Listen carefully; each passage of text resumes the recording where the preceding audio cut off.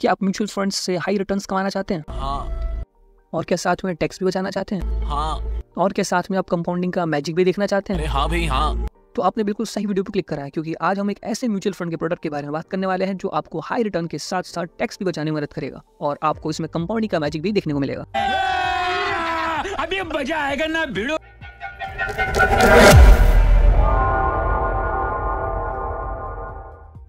Equity linked saving scheme ELSS ये एक तरह के ऐसे म्यूचुअल फंड्स होते हैं जिसमें गवर्नमेंट आपको टैक्स की बेनिफिट प्रोवाइड करती है।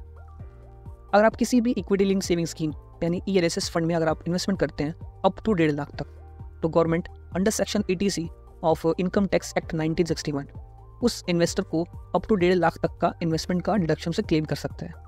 मतलब आपकी जो भी टैक्सेबल इनकम होगी उसमें से पहले 1.5 लाख जो भी इन्वेस्टमेंट किया गया है वो पहले सब्ट्रैक्ट करेंगे, उसके बाद जो भी वैल्यू बचेगी उस पर आपको टैक्स पे करना होगा।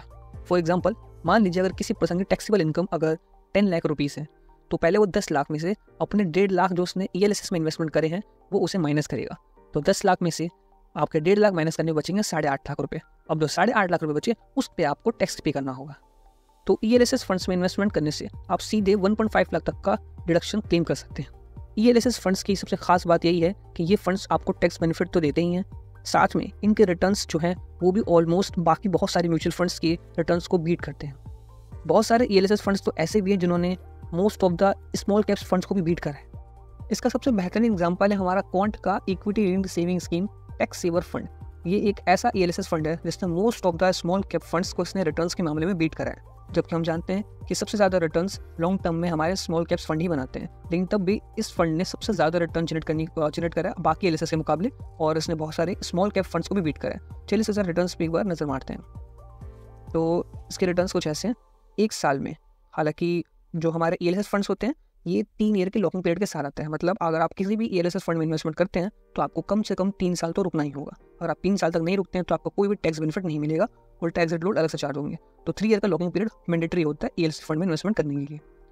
अब इसके 1 ईयर रिटर्न देखेंगे तो इस फंड ने रिटर्न जनरेट करा 60%, 3 ईयर में 35% का रिटर्न जनरेट करके दिया इस फंड ने, 5 ईयर में 35% और 7 ईयर में 26% और 10 ईयर में 27.38%, जो कि लगभग हमारे क्वांट का जो स्मॉल कैप फंड है उसने भी 25 के आसपास का रिटर्न जनरेट करके दिया है, और जो निपॉन है हमारा उसने 29 के आसपास रिटर्न जनरेट करके दिया है।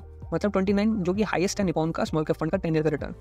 मतलब इसने सिर्फ 1.5% से ये रह गया है स्मॉल कैप फंड को बीट करने में। जबकि अगर आप इसका एसेट एलोकेशन देखेंगे तो आप शायद हैरान हो जाएंगे, क्योंकि इसके फंड का मोस्ट ऑफ द जो एसेट एलोकेशन है वो लार्ज कैप में है।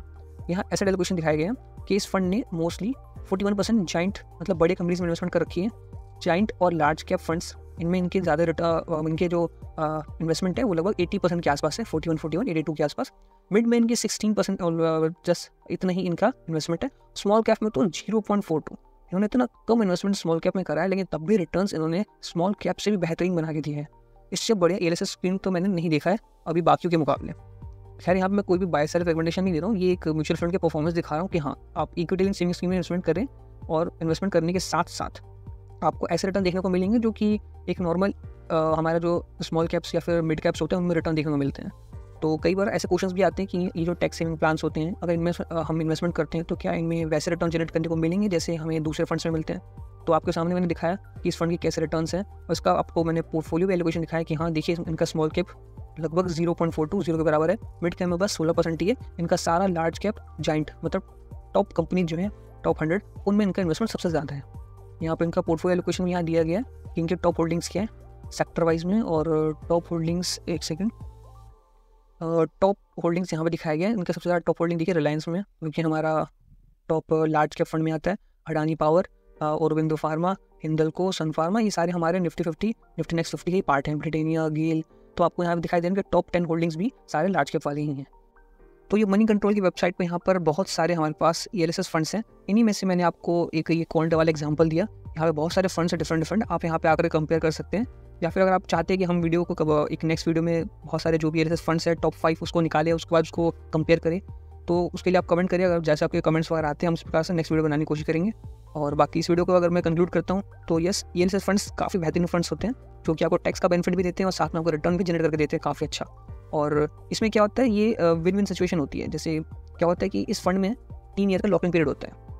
तो फंड मैनेजर के पास भी टाइम पीरियड होता है कि हाँ 3 साल तक जो इन्वेस्टर है वो वापस नहीं आने वाला, कम से कम 3 साल तक तो इन्वेस्ट करेगा। तो फंड मैनेजर के पास क्या होती है, ऑप्शंस मिल जाते हैं उसे कि हाँ किसी पर्टिकुलर स्टॉक्स में उसके पास रुकने के लिए 3 ईयर का पीरियड मिल चुका है। बाकी फंड्स के मुकाबले उसमें फंड मैनेजर के पास थोड़ी सी टाइम मिल जाता है कि उसको ऐसा नहीं है कि रिडम्पशन के लिए जल्दी से अगर इन्वेस्टर आता है तो उसको जल्दी से रिडीम करने के मतलब शेयर जो भी उसने इन्वेस्टमेंट कर रखी है उसे सेल करके जो रिडम्पशन आया है उसको वो पूरा करना होगा। तो इसके पास ऐसा प्रेशर नहीं होता है, एक ही बेनिफिट होता है। और बायर के लिए, हमारे इन्वेस्टर्स के लिए क्या बेनिफिट है कि हाँ हमें टैक्स का बेनिफिट मिल रहा है साथ में। और गवर्नमेंट को बेनिफिट इसलिए कि गवर्नमेंट क्या है, गवर्नमेंट प्रमोट करना चाहती है कि हाँ जो लोग हैं वो लॉन्ग टर्म इन्वेस्टमेंट पर ज़्यादा फोकस करें, ना कि शॉर्ट टर्म प्रॉफिट्स के लिए शॉर्ट टर्म इन्वेस्टमेंट के फोकस करें। तो ये विन विन सिचुएशन हो जाती है तीनों के लिए। ये बहुत ही बेहतरीन फंड्स हैं। बाकी आपका किस फंड में इन्वेस्टमेंट करना है, क्या डिसीजन है, ये सब आपका ही है। इसमें कोई भी सेल बाय की रिकमेंडेशन बिल्कुल भी नहीं है कि मैं ऐसा नहीं कह रहा कि हाँ ये फंड बेहतर है या फिर बेकार है। अल्टीमेटली वो आपका डिसीजन है। आप अपने इन्वेस्टमेंट एडवाइजर को अप्रोच कर सकते हैं। बाकी मिलते हैं नेक्स्ट वीडियो में। जय हिंद।